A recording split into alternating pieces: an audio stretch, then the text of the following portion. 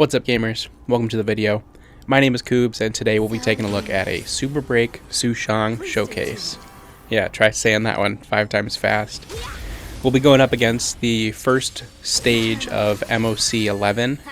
Now, as we go through this, I'm going to point out a couple of key things that we need to have happen for us. Here, we need the Arumaton to not land her debuff. She has a debuff called Reverberation, where if your character gets hit, then they kind of get stunned. So we need that to not land.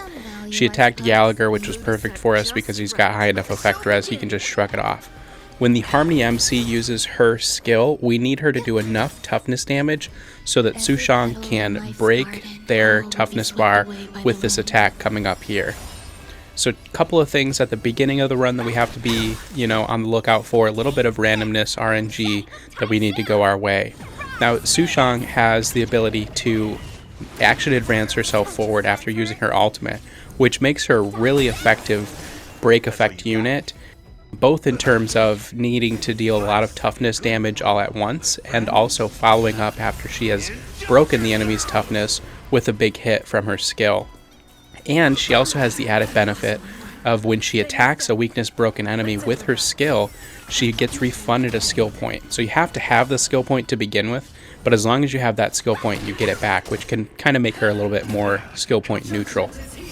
Now here in the second stage, we need Kafka to just not land her debuff. Again, she targeted Gallagher, which was perfect for us. In other situations, if she targets somebody other than Gallagher, we typically have to restart the run, unless she targets Ranmei.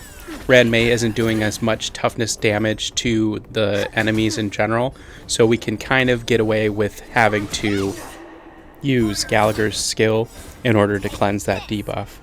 Now here we're going to go for a combination of Sushang's ultimate followed up by her skill on the elite. The Exo toughness bar is definitely doing a lot for us in this particular showcase.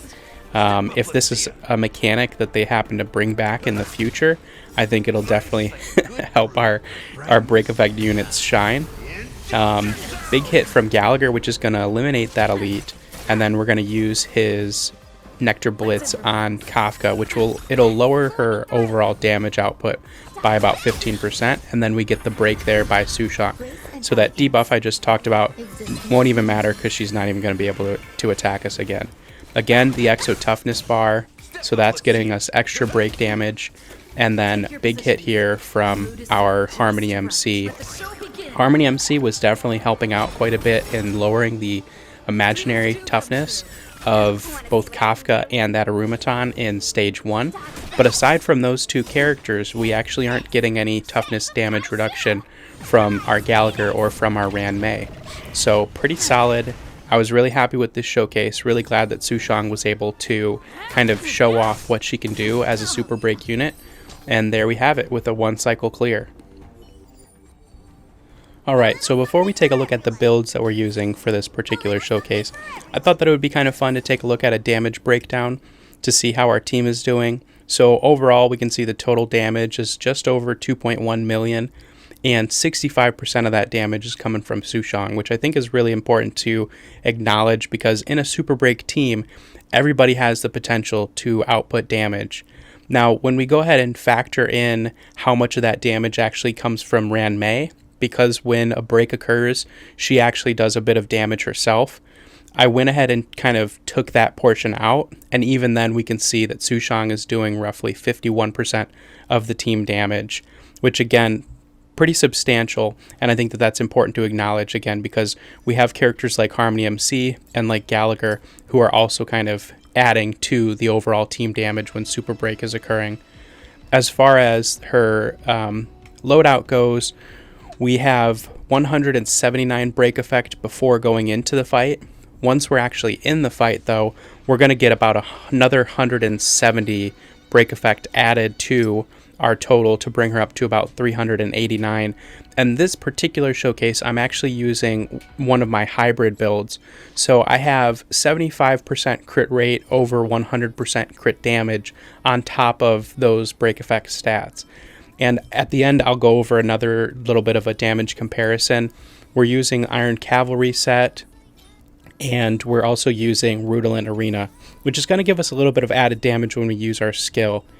The important thing from her Eidolons is having Eidolon 4, which is going to give her another 40% break effect once she's in battle.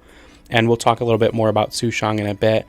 Ranmei is E2. She has her signature light cone. She's just doing a really great job supporting the team.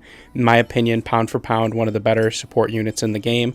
She's at 272 break effect before battle. It gets jumped up to 442% when she's in the fight. And then our Trailblazer, we're at 270 to begin with. That gets boosted up to about 400% once we're in the fight. And she's running Memories of the Past, which we have fortunately at S3. And then as far as her relics go, 2-piece Watchmaker, 2-piece Cavalry, and she's on the Talia set. Of course, she has all of her Eidolons. And then Gallagher, thankfully, we have him at E6. He's on a pretty solid break effect build, mostly geared towards having some effect res as well as his break effect. I think we're at about 148 before battle. And his break effect's going to jump up to, I think, about 340%. But his effect res is going to go over 100% once he gets in the fight, which is allowing him to shrug off some of those debuffs, something that I never have to worry about with Gallagher, which is really great. Coming back to Sushang, I ran this stage with a couple of different relic sets. So the one that we looked at was our Iron Cavalry with Rudolent. That's kind of a crit hybrid break build. We also did one with just Iron Cavalry focused on break, running the Talia set. And then I also did one with 2-piece Thief, 2-piece Watchmaker with a Talia set. These are kind of the damage comparisons there. Now, you have to take all of this with a grain of salt. There are some different variables at play, namely in the amount of toughness damage that we get out of our Harmony Trailblazer. But there are also things that happen in battle like this. So in the first clip here, we're going to see that Sushang deals the break with her sword attack.